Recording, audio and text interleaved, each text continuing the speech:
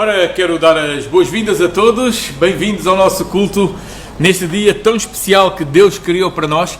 É bom podermos estar juntos, é bom podermos olhar a palavra de Deus, é bom nós podermos saber que ela continua a falar aos nossos corações. Hoje, neste momento de gravação, estou num sítio bem especial. Não estou dentro do nosso templo, estou num parque, o Parque Discovery, na zona de Mafra. Um parque que eu convido todos os portugueses, os nossos irmãos das diversas igrejas, os nossos irmãos de onde quer que sejam, a virem visitar Parque Discovery, aqui perto de Mafra. Espetacular, vale a pena mesmo marcar, não apareça sem marcar e vir visitar este espaço que Deus abençoa a cada um de nós. Bom, vamos ter uma palavra de oração. Deus bendito, chegamos ao teu trono de graça para te agradecer também este espaço onde estamos hoje e agradecer o teu grande amor por nós, agradecer porque podemos falar contigo, agradecer a tua palavra e rogar a tua bênção sobre cada um. Guia-nos, ensina-nos de ti, fala, Senhor, ao nosso coração e guia-nos em cada momento da nossa vida. Obrigado, Senhor. Abençoa a tua igreja espalhada pelo mundo. A tua igreja, Senhor, que seja dirigida e orientada de acordo com a tua vontade, Senhor. Que tu possas trabalhar a vida de cada comunidade. Deus, obrigado por tudo, no nome e por amor de Jesus. Amém. Hoje eu quero trazer para a nossa meditação, para o nosso conhecimento,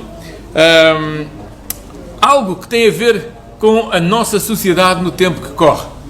E eu queria colocar aqui assim algumas perguntas, uma ou duas perguntas, porque creio eu que estamos a passar um tempo difícil em todo o mundo, por aquilo que nos é dito e nos é mostrado.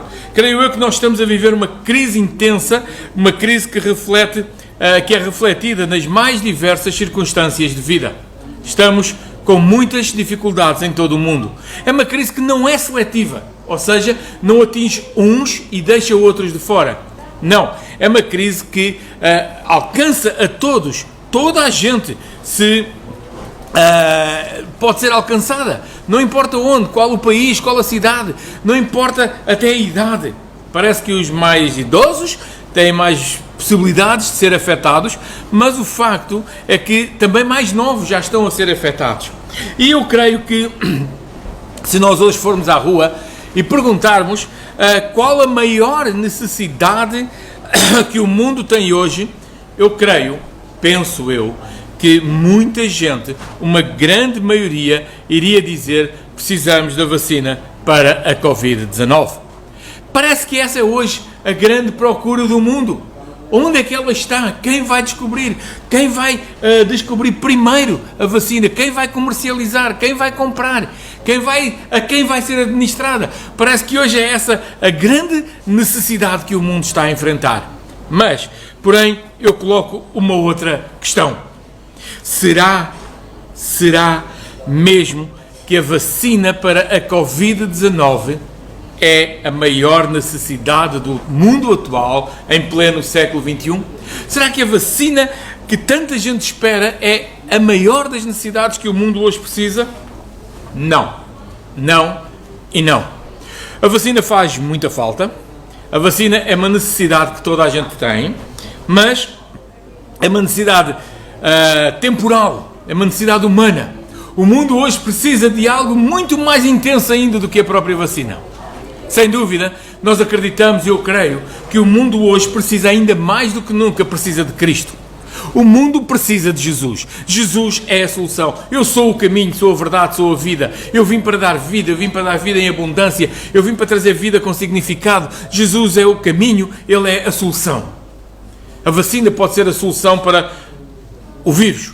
Pode ser a solução para que muita gente não morra por causa do vírus. Mas Cristo é a garantia da eternidade, mesmo com vírus ou sem vírus. Com Ele há a garantia de eternidade. A sociedade, nos dias de hoje, precisa, sem dúvida, precisa de Cristo, mais do que qualquer outra coisa. mais do que qualquer outra coisa. Porém, para levar a mensagem do Senhor Jesus, para que a mensagem do Senhor Jesus seja efetiva e chegue mais longe, para que a mensagem de salvação, da qual Paulo dizia que não se envergonhava do Evangelho, porque era o poder de Deus para a salvação, essa mensagem precisa de ser transmitida pela igreja. Então, eu ia dizer, e quero dizer-vos, que o mundo hoje precisa de uma igreja que o seja de verdade, que de verdade seja igreja. Não é que tenha um rótulo, não é que tenha um nome, não é que tenha um líder, não é que tenha alguns membros ou muitos, não importa. É de uma igreja que efetivamente seja igreja de verdade. E claro que quando eu digo isso, talvez alguém possa logo dizer: bom, mas será que há igrejas sem ser igreja de verdade? Sim, há. Há igrejas que não são igrejas de verdade.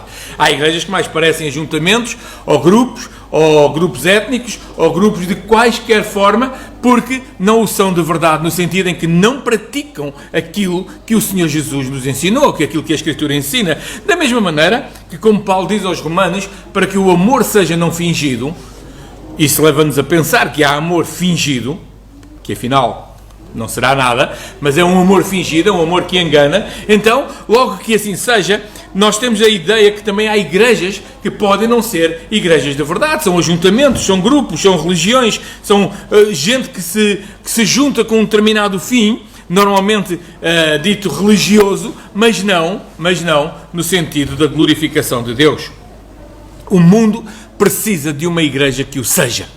Que o seja. Ou seja, o mundo precisa de uma igreja que creia no ensino bíblico e no seu valor. Uma igreja que creia no ensino bíblico. Uma igreja que creia no ensino bíblico e no valor que esse ensino traz à sociedade e traz a cada um de nós. Traz para mim, traz para si, traz para cada um de nós.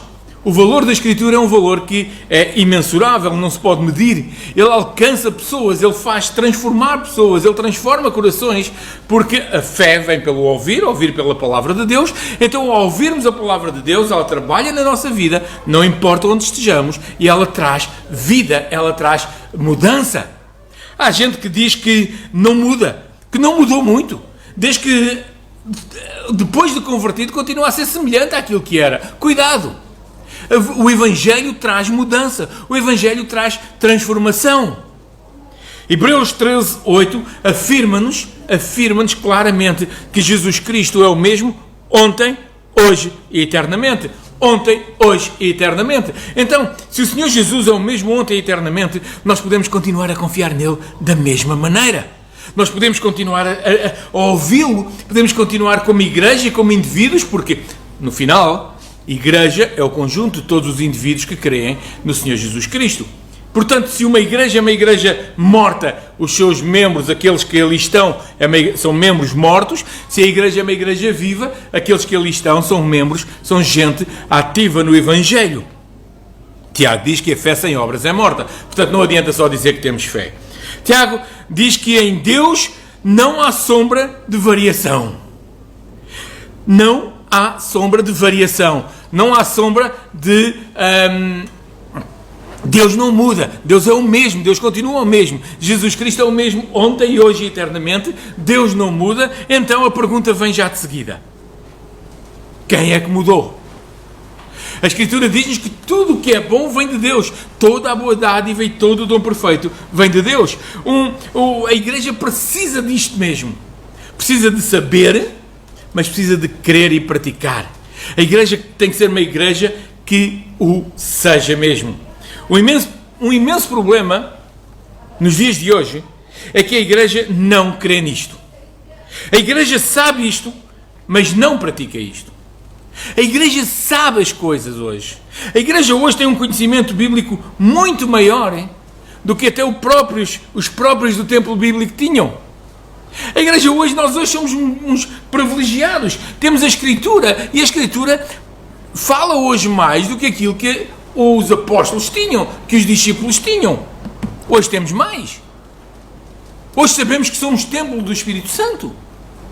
Mas uma coisa é saber e outra coisa é praticar. A igreja de hoje sabe muita coisa bíblica, mas a sua prática a sua prática é inversamente proporcional àquilo que sabe. Ou seja, a igreja hoje pratica muito pouco. Sabe muito, mas pratica pouco. A igreja do Novo Testamento, a igreja nascente, era uma igreja que sabia menos, mas praticava mais. E por isso Deus acrescentava à igreja aqueles que se haviam de salvar. E por isso Deus acrescentava à igreja muita gente, e Deus acrescentava. Porquê? Porque a igreja vivia em comunhão, a igreja vivia em união, a igreja era um corpo. Era aquilo que chamamos, biblicamente, e chamamos bem, é o corpo de Cristo. A igreja é a ação de Cristo aqui, feita através de cada um de nós. Eu não sou igreja, mas faço parte da igreja.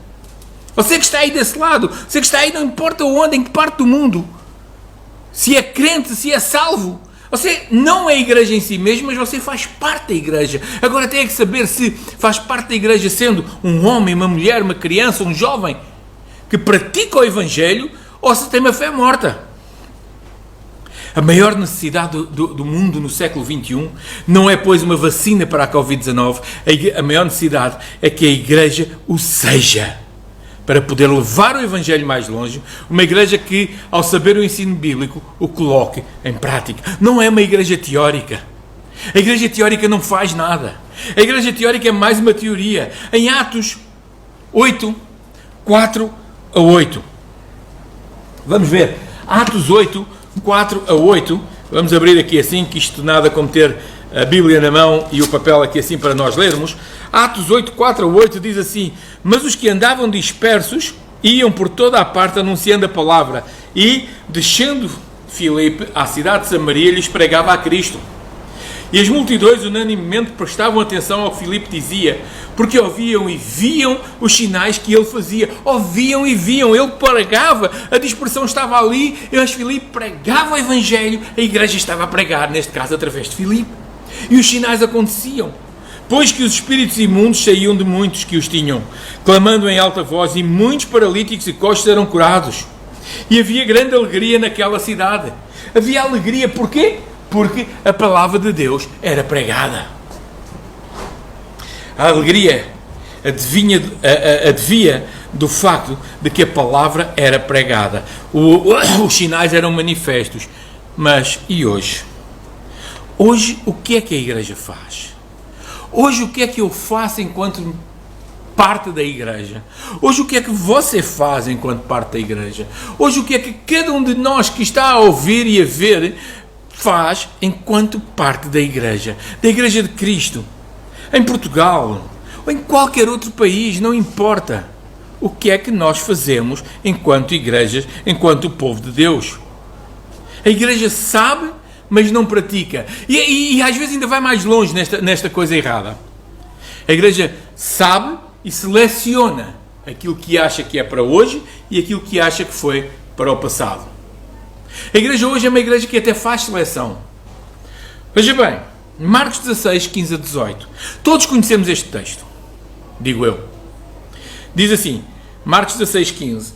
E disse-lhe Jesus: ide por todo o mundo, pregai o Evangelho a toda a criatura.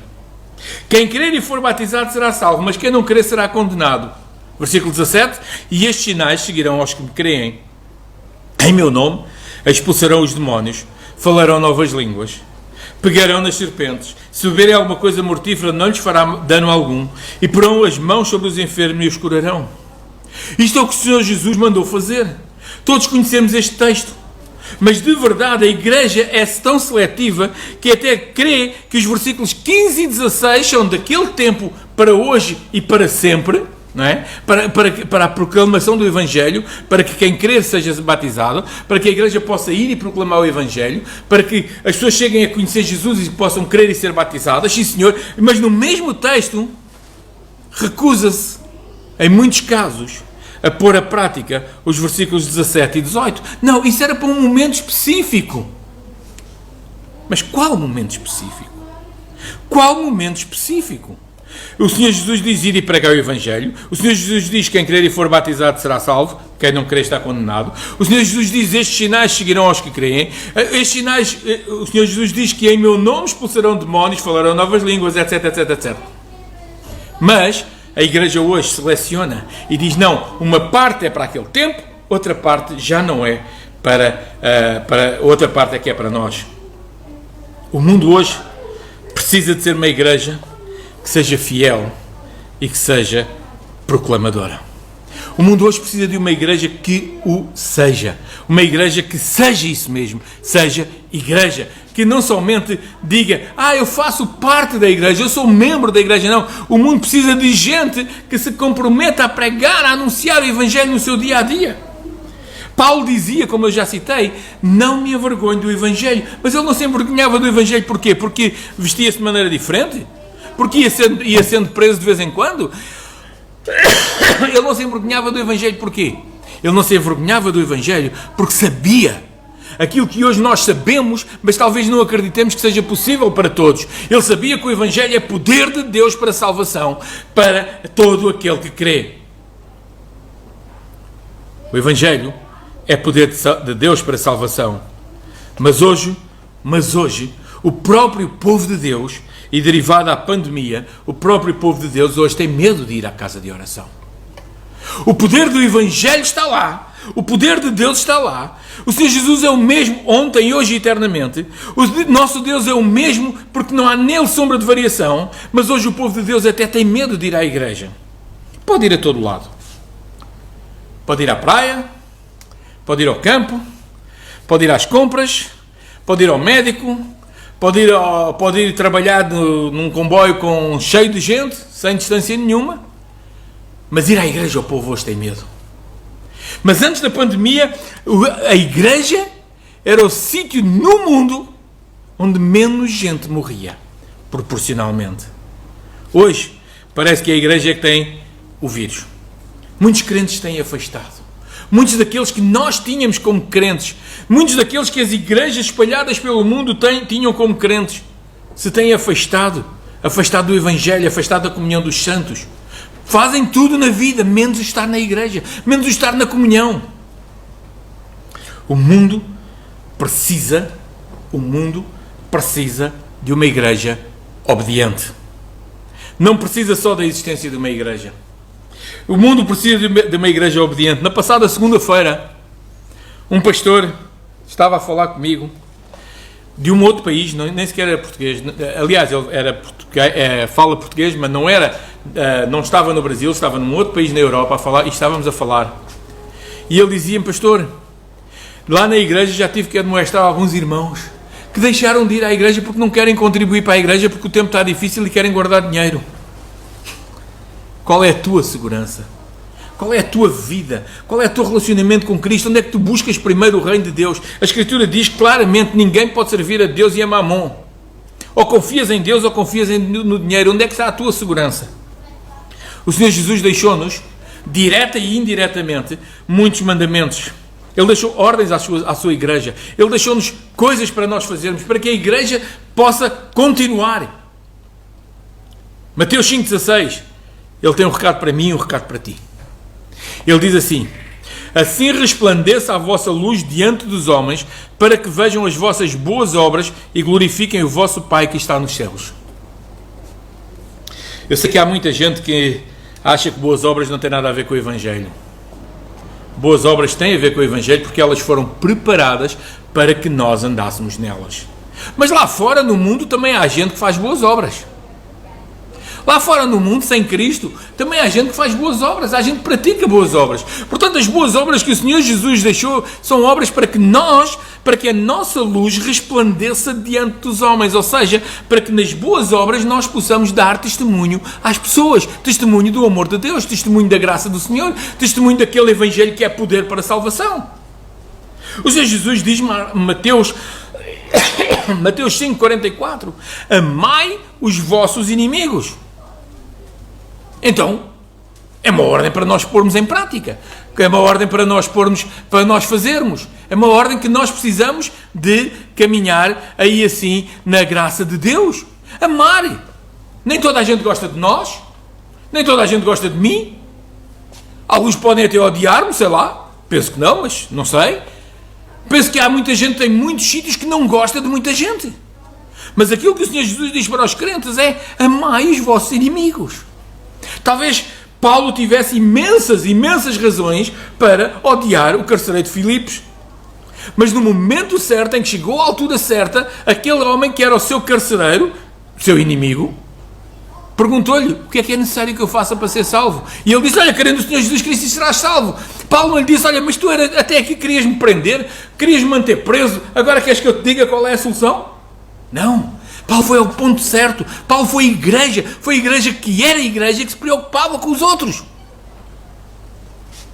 O Senhor Jesus disse aos seus discípulos, ele chamou-os e disse-lhes, falou com eles assim: deu-lhes poder sobre os espíritos imundos para que os expulsassem e para curarem toda a enfermidade e todo o mal. Mateus 10:1. Tu és discípulo do Senhor, tu tens o poder que o Senhor Jesus te deu. És templo do Espírito Santo, tu tens o poder. Deixa-me perguntar, Jesus mudou? Deus mudou? Não? Ok, então nem Jesus nem Deus mudaram. O que é que mudou? O que mudou certamente foi a obediência, ou de outra maneira de falarmos, a desobediência à prática do Evangelho. Aquele amor de prática do Evangelho de Atos é um amor que se tem vindo a esmorecer, tem vindo a morrer. E o mundo hoje faz tudo para que não tenha Deus. Mas a igreja precisa fazer tudo para obedecer ao Senhor, ser uma igreja que seja igreja e chamar outros à salvação. Crentes têm gente a morrer na sua família sem Cristo, mas não fazem nada para que eles venham a conhecer Jesus. Crentes têm gente a morrer nos seus trabalhos, no seu dia-a-dia. O que é que a igreja faz para que o mundo conheça Jesus? Certamente o mundo mudou e a igreja afastou-se da prática da palavra. A igreja tem perdido o seu primeiro amor. Tem caminhado por ideias ideológicas, por ideias religiosas, tem caminhado por aquilo que o mundo oferece. Mas onde está Cristo nisso? Onde é que está Cristo? Mais do que uma vacina para um grave problema de saúde mundial, o mundo precisa de uma igreja que o seja. Uma igreja que seja realmente igreja. Saber a Escritura é uma coisa, praticar a Escritura é outra. Saber a Escritura é uma coisa, mas viver o poder de salvação é outro. Diz o texto, Romanos 8:37, que em Cristo somos mais do que vencedores. Vamos ler estes versos. Versículo 35. Quem nos separará do amor de Cristo? A tribulação, a angústia, ou a perseguição, ou a fome, ou a nudez, ou o perigo, ou a espada? Como está escrito, por amor de ti fomos entregues à morte todos os dias. Somos reputados como ovelhas para o matadouro. Mas em todas estas coisas somos mais que vencedores por aquele que nos amou. Porque estou certo de que nem a morte, nem a vida, nem os anjos, nem os principados, nem as potestades, nem o presente, nem o porvir, nem a altura, nem a profundidade, nem alguma outra criatura nos poderá separar do amor de Cristo de Deus que está em Cristo Jesus, nosso Senhor. Somos mais que vencedores por aquele que nos amou. Tudo nos pode acontecer, mas nada nos pode separar do amor de Cristo. E vamos terminar. A igreja sabe que Deus cuida dos passarinhos. A igreja sabe que Deus cuida das coisas pequeninas. A igreja sabe que Deus é que é o Senhor. A igreja sabe que nenhum cabelo da nossa cabeça cai sem que Ele o saiba. A igreja sabe do poder de Deus, sabe na teoria. Mas, hoje em pleno século XXI, a igreja não está a viver isso. E aí o mundo precisa que eu viva isso, que você viva isso, que tu vivas isto e que à volta do mundo a igreja viva isto. Precisamos fazer um câmbio, precisamos fazer uma mudança de vida.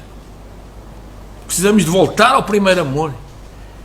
A igreja de Cristo precisa de praticar aquilo que sabe. Mais do que nunca, precisamos ter a fé que pode mover montanhas. A prática da palavra de Deus. Precisamos ter uma fé que mova montanhas, precisamos ter fé que leva as pessoas a conhecer Jesus, precisamos ter fé que nos leva a nós à prática da palavra, precisamos ter fé que nos faça de nós homens e mulheres fiéis à palavra de Deus. O texto sagrado não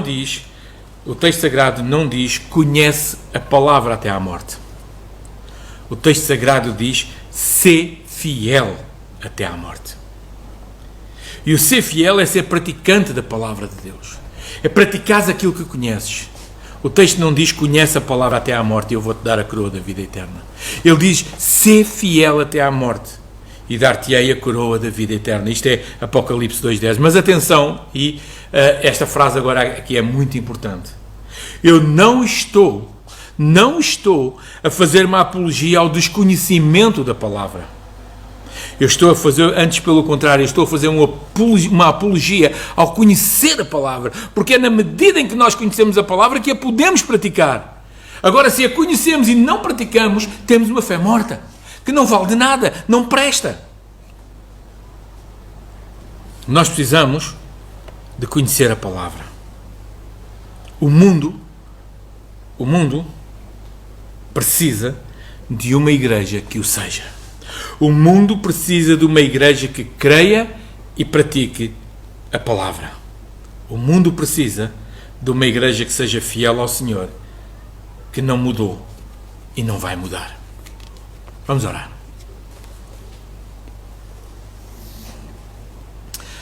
Senhor Deus, te louvamos, porque pela tua graça e pela tua ação, pela tua maravilha, pelo teu poder, pelo teu amor para connosco, a tua igreja é extensível a toda a terra, a tua igreja é extensível a todo o mundo, e tu és o Senhor. A igreja é uma igreja sem donos, a igreja é uma igreja onde Cristo é o Senhor, e queremos louvar-te, queremos agradecer-te por isso. Deus bendito, eu quero clamar-te no nome do Senhor Jesus, juntamente com todos os meus irmãos que ouvem, que veem, onde quer que se encontrem. Eu quero clamar-te, Senhor, que tu trabalhes a vida da tua igreja na terra. Que a tua igreja, Senhor, volte ao primeiro amor, volte ao princípio, volte a querer anunciar Jesus como Senhor e Salvador, volte a querer praticar a palavra, volte a querer ser uma igreja praticante e não uma igreja de teoria. Senhor, guia a cada um. Tu tens dado dons aos homens, tu tens dado dons a cada um, tu tens dado, Senhor, da tua direção, da tua graça, do teu grande amor, e quero rogar-te, Deus, no nome do Senhor Jesus, que para as igrejas espalhadas à face da terra, Senhor, tu possas tocar vidas, possas levantar homens, levantar mulheres, levantar gente para te servir, que não tenha medo, que não tenha vergonha do Evangelho. Precisamos de gente sem vergonha, Senhor. A tua igreja precisa de gente sem vergonha do Evangelho, de gente que queira proclamar o teu Evangelho, Senhor. Clamamos que o teu Espírito Santo, Deus, toque vidas, Senhor, em Portugal, na Europa, nos outros continentes. Senhor, toca vidas, Pai, por amor do Senhor Jesus, clamamos. Dizes que somos mais do que vencedores, nós queremos alcançar a vitória para a glória do teu nome, Senhor. Queremos que o teu nome seja exaltado, o teu nome seja glorificado acima de todas as coisas. Guia-nos, abençoa-nos, e clamamos por salvação de almas dos nossos familiares, clamamos por salvação de almas daqueles que não conhecem ainda, Senhor, daqueles que trabalham connosco, daqueles que estão connosco dia a dia, Senhor. Clamamos por salvação de almas, Deus. Obrigado, Pai. Dá-nos a tua direção, da tua graça, e dá-nos também, Senhor, do teu amor, no nome e por amor de Jesus, para a tua glória. E a tua igreja aqui, a tua igreja espalhada pelo mundo, diz amém. Amém, Senhor. Ao teu nome toda a glória.